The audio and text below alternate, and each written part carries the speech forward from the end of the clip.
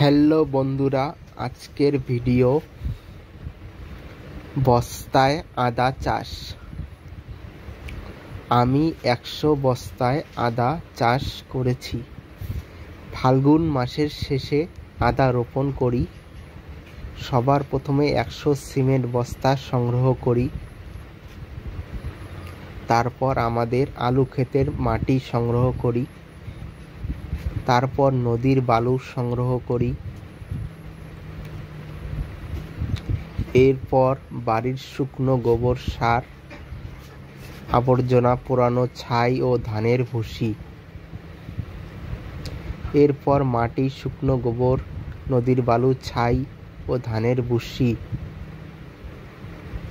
সবগুলো পরিমাণ মতো মেশানো হয়। প্রতি বস্তায় 10 কেজি মাটি, গোবর সার 4 কেজি, নদীর বালু 3 কেজি, ছাই 2 কেজি ও ধানের ভুসি 1 কেজি প্রতি বস্তায় মেশানো হয়। এরপর বস্তাগুলো নির্দিষ্ট জায়গায় রাখা হয়। 20 থেকে 30 দিন পর আদা বীজ রোপণ করা হয়।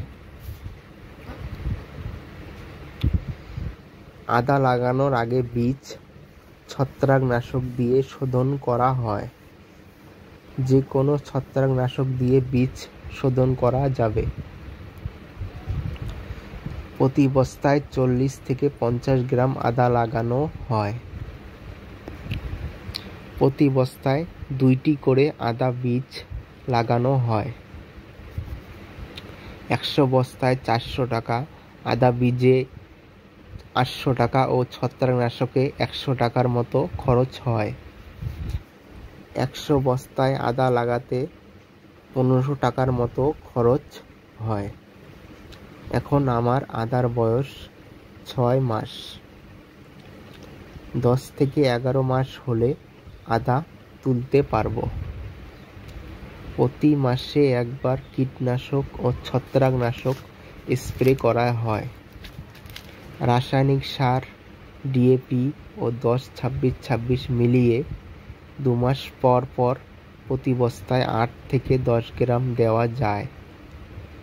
প্রতি বস্তায় 500 থেকে 700 গ্রাম আদা ফলন আশা করা যায়।